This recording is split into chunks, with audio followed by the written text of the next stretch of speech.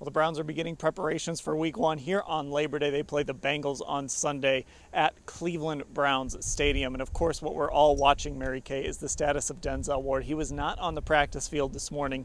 He remains in the concussion protocol. And of course, as you wrote, that means that Martin Emerson, Greg Newsome, someone else will be thrust into a big role against a very powerful Bengals receiving corps if Denzel does not clear the protocol by Sunday. Yeah, and when we talked to safety Rodney McLeod, he almost made it sound like they're expecting to have Denzel back. But the truth of the matter is, when you're in the concussion protocol, you're at the mercy of the independent neurologist. Nobody knows if Denzel is going to be back or not. Fortunately for the Browns secondary, they are very deep and they are very versatile. They've got guys that can play outside. You can put Greg Newsome back out there again full time and put somebody else into the slot. You can keep Greg into the slot when you go to three wides and put somebody else on the outside. So they've got some options. They're certainly not going to tell us what they're going to do, but they've got plenty of guys that can do things. Yeah, that's really the key point, Ashley, is that it's not really up to the Browns. It's not really up to Denzel. It's someone else who kind of has to determine if he's cleared to go. And the later we get in the week, the less likely it's going to be he'll play. Right, and I think it just makes it harder to predict. I mean, head injuries in and of themselves, the recovery process is often unpredictable. I think knowing Denzel's concussion history, that adds to the unpredictability, and then adding in the fact that it is an independent neurologist that really is the one kind of taking charge of that process, just makes it all, I think, hard to guess whether or not he would be available against the Bengals. I think obviously if he's not, like one of his highlight plays in his career came against the Bengals, that 99-yard pick six he had against Joe Burrow 2 years ago. So he's definitely a guy they would miss. But hey, I know too, they have AJ Green back on the practice squad. So I think that's somebody to keep an eye on as this week progresses. Now somebody else that everyone's watching, of course, is Dustin Hopkins. He was not out at practice either, but Mary Kay, Kevin Stefanski said Dustin will be back on Tuesday, and his status for Week 1, nothing to worry about.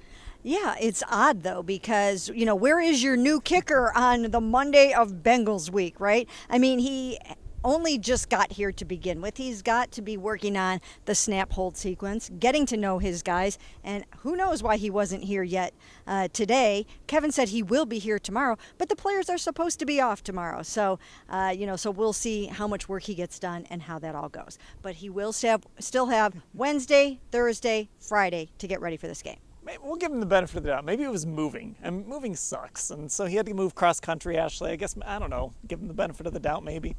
Yeah, I guess it does leave a little bit concern for my end, though, because number one, like Mary Kay said, just learning that snap, that hold, that sequencing with Corey Bojorquez, with Charlie Hewlett. It would have been nice, if they all weren't here today because they were down at the stadium. I mean, I know it's a beautiful day, as everyone can see out here. It's a hot day. It was beautiful last Thursday, but, he talked last week, Dustin Hopkins, about how this is one of the most notorious places to kick in the NFL, so I think those reps are at a premium, and yeah, I'm sure maybe next time we talk to him, we'll get an answer on why exactly he was not able to be out here today. But I guess in the short term, it's good that it's not a reason to be concerned, like Kevin Stefanski was saying. Now, obviously, there have been changes on these teams, but still a ton of familiarity between them. And of course, that starts with Joe Burrow, who was 1-4 against the Browns in his fantastic young career, Mary Kay. But the Browns are fully expecting to see Joe Burrow on Sunday as he comes back from that calf injury. He did return to practice last week. Yeah, when we did talk to safety Rodney McLeod today, he said,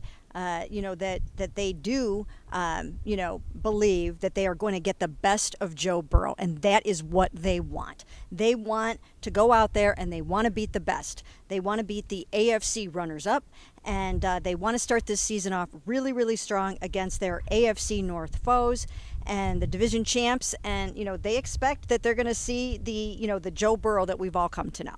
And Ashley, there's just so many great matchups to watch, but it really does start with Joe and those three receivers. I know. I mean, really, that's what this essentially has come down to these last couple of years, and how the Browns have worked to stop those guys. And I think looking at that Bengals offensive line now, it looks a bit different if that defensive line is still going to have the huge advantage they've had the last couple of years, especially Myles Garrett, who's had a lot of sack success against the Bengals in the last 3 years or so, especially. And of course, he'll be going against a new left tackle. Jonah Williams is moving to the other side. Orlando Brown now in Cincinnati. Or I don't know, maybe the Browns will move Myles over to that side because he's had so much success against Jonah. Who knows? Whatever they do with Myles, whatever they do, whatever happens with Joe, whenever Dustin Hopkins comes back, all of that stuff, we'll cover it all at cleveland.com/Browns.